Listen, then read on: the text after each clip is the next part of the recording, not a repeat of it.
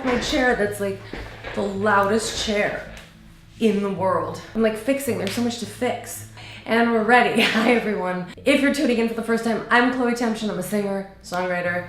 This that you see here is for pulmonary hypertension, and I am answering your questions today. I'm also drinking a chai tea, decaffeinated. I would love for it to be caffeinated. And it's appropriate because today I'm talking about diet or nutritional lifestyle, whatever you'd like to call it. And I'm talking about sticking to that diet and why I think it's so difficult to stick to a diet. I get so many emails at Life by Chloe all about food.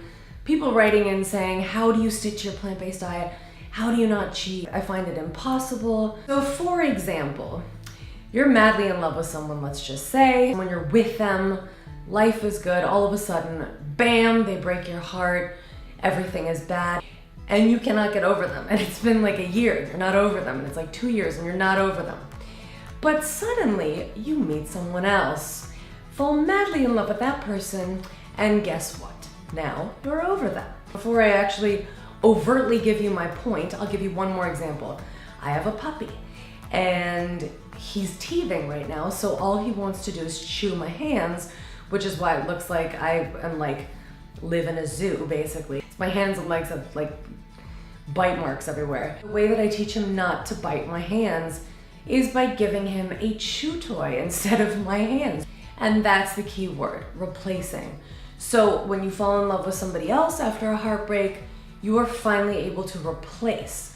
When you're giving your puppy something other than your hand to chew, you are able to replace. Otherwise, you've got like this void and it's not filled. So for most people, diet equals deprivation. Same thing goes for food. When you take food away, all of a sudden it becomes deprivation. You have like this empty hole of nothing and you don't know what to fill it with. The hardest thing is like you wake up and you're like, you make a commitment to yourself and you're like, okay, I'm gonna eat a certain way and this is it. Then of course you wake up, you go eat that certain way, and right after that meal, of course, you're like, look, I did it, oh my gosh, things are great.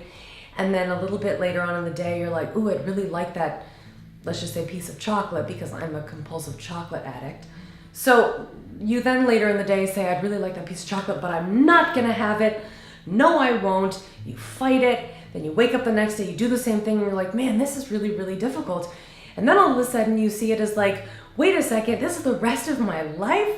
This is terrible. Like, I don't want to work this hard. So then you eat a piece of chocolate. At least that's how my brain works. Like, I'm good for a little bit, but then I'm like, this is too much. Or for those of you tuning in for the first time, I have been eating a fully plant-based diet for the past 5 years in honor of my health. I don't consume any caffeine, no alcohol, no salt, no high-fat foods, essentially. Although I do have avocado now every day, so I take that back. But I didn't for 5 years.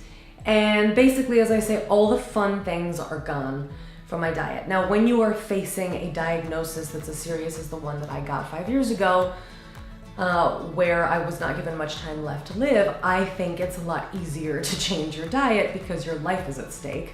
So in my case, I didn't have much of an option. And I wasn't as tempted by things because all I was focusing on was staying alive.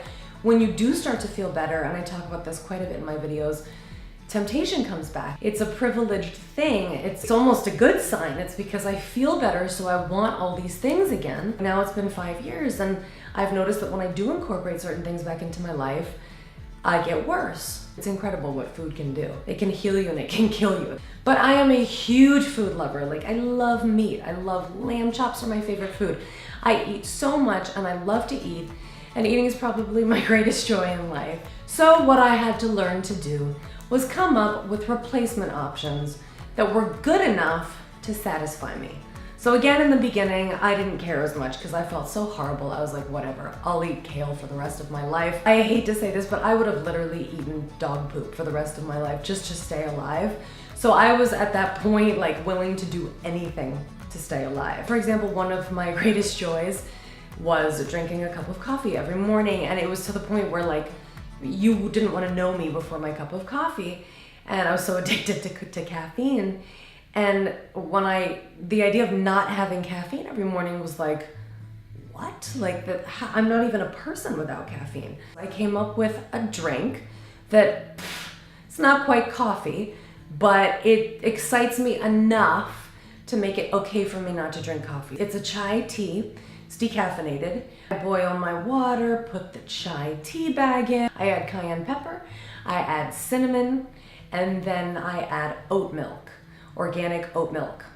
And this kind of creates this nice little concoction, which I happen to be drinking right here. And I sip on this compulsively because everything I do a lot of. So I would say for all of the things that make you really excited with regard to food, at least for me, the only thing that has worked is making a list of those foods, spending the time going on YouTube, doing research with regard to food, which I don't enjoy doing, and then finding replacement options. And once you do, goodness, it makes your life so much easier. Just as a side note with regard to that drink I just talked about, I don't add anything sweet into it because I don't like sweet, but if you want to add stevia, let's say, now you have a sweet beverage it's good for you and it has no caffeine and it's kind of exciting and a little bit spicy. Tastes like Christmas. So there are two other things I really like. One is Temtchine, which I drink a lot of. And again, I add oat milk to my Temtchine. And then the final one is date seed coffee. So it's totally caffeine free as well. And it looks like coffee and actually smells like coffee, which is amazing. And so I make my date seed coffee and again, generally add oat milk. So that's it. Question of the day. How do you stick to a diet? By finding replacement options. That way you are not depriving yourself of anything, or at least you're psyching yourself into believing that you're not depriving yourself of anything. I hope this video has been helpful. As always, if you guys have questions, you can leave them at lifebychloe.com. And you can also leave your emails there. You'll receive updates, free things, merchandise, music, news about my life, basically all things involving me. So if you want to be on that newsletter, just leave your email. And again, thank you so much for watching. I will see you soon.